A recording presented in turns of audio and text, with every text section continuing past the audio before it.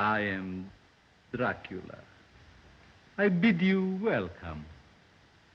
Few characters, and few actors, have had such a powerful and memorable introduction.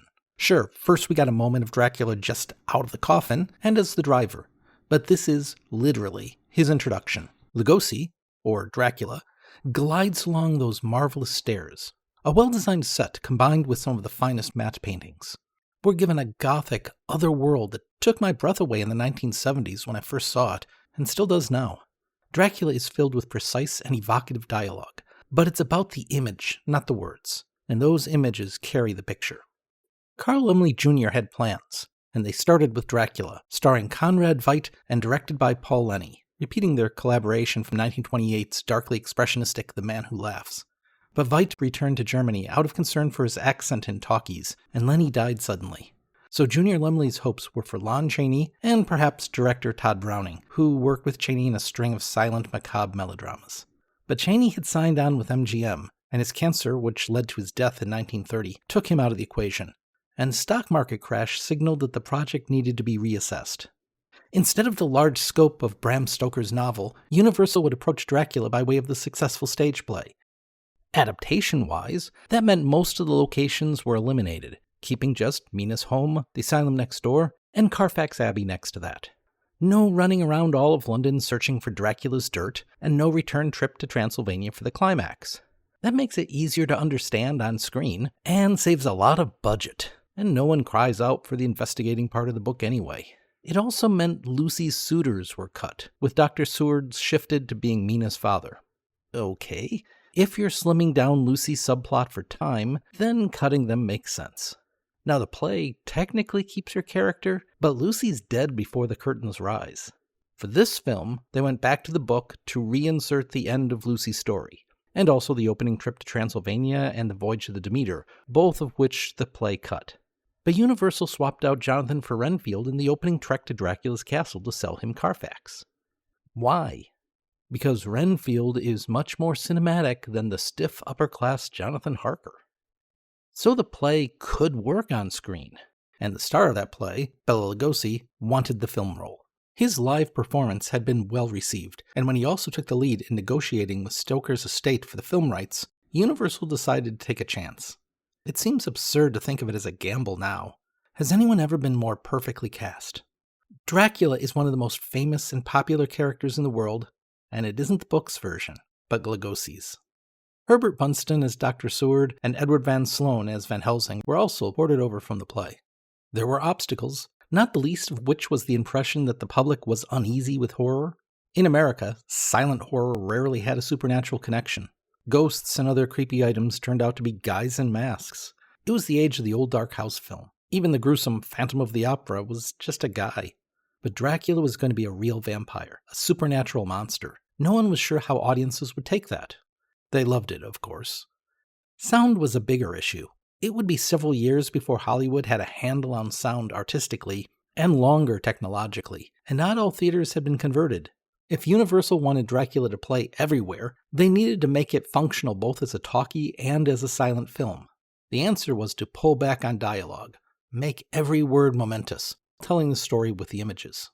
The result is a beautiful film, filled with atmosphere, but one that is sometimes hard for modern audiences to leap into because it uses a different cinematic language than most moviegoers are used to. It succeeds as a series of visual poems. It isn't the overall flow that matters, or a step-by-step plot, but indelible instance. Think of Gothic verse, not prose. Individual moments hold the weight and allure. Meeting Dracula, the children of the night, Renfield crawling across the floor, Dracula and Van Helsing's confrontation over the mirror.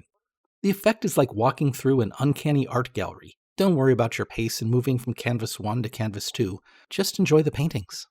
Dracula wouldn't have become a classic without Lugosi. His expressions, piercing eyes, enhanced by lighting, and stylized voice, Anything I can do, gladly. combine depth and sensuality in a way that had never been done before, and has seldom been approached since. He cared about the part, dedicating himself to it. He practiced constantly and used stage techniques to get himself into character. And no, the internet is wrong. Lugosi could speak English. He didn't learn his lines phonetically. His unnatural cadence was a choice made by Browning and Lugosi to separate the living from the dead. It's a good thing he was so focused, because not everyone was. Bunston and Van Sloan were ready, but Manners didn't take the film seriously, and Chandler didn't want to be there, and it shows. I watch for Lugosi and Fry. There are no moments of Manners or Chandler that I feel the need to replay and study. It isn't entirely their fault. An issue I mentioned in my video on adapting Dracula, their characters are bland. But more importantly, they represent good, proper, decent, and privileged society. It's hard to care if something bad happens to Harker. Mina is no better. They are just background for Renfield's iconic laugh and Dracula's intense stare. It's often claimed Tod Browning wasn't at his best either, perhaps grieving over the death of Cheney, or perhaps from alcoholism. Both Manners and Fry claimed he never directed them, and it was Freund who was steering the ship. That does explain why Dracula looks more like a Karl Freund film than a Browning one. Freund was a cinematographer, one of the greatest, and director, credited here only for cinematography, whose credentials included Metropolis and The Last Laugh, which makes him more suited for this project than Browning, whose interests were in the sensual and startling and less in the otherworldly and moody. The film reminds me of earlier German works, which strive to make every frame look like a painting. But Browning's hands are in this, as Freund liked a very mobile camera, while Browning liked it still. And here, it's still. And for the most part, I'd say that's to the better. It makes it more eerie. The editing for Dracula is uneven. Freund and others said this was due to Browning ripping pages out of the script while filming. Browning said it was due to Carl Laemmle finding the film too disturbing and chopping out bits. Both are probably true, along with the desire to trim down anything that wouldn't work in a silent form. Though I think any ripping Browning did was with purpose. The third act could use a few extra minutes, such as letting us know what happens to Lucy. But more often than not, the staccato effect works. The script had a lot more chatting, which would blunt the power of the lines. When Lugosi says, "The spider spinning his web for the unwary fly. The blood is the life, Mr. Renfield." I don't want a preamble where he points out that animals hunt, as had been written in the script. Browning wasn't concerned with sense or continuity, but with the moments hitting, and those moments do. You may have noticed my clips of all those beautiful frames are tinted. Partly that's to try and get around the YouTube algorithm that doesn't care about fair use and keeps hitting my videos.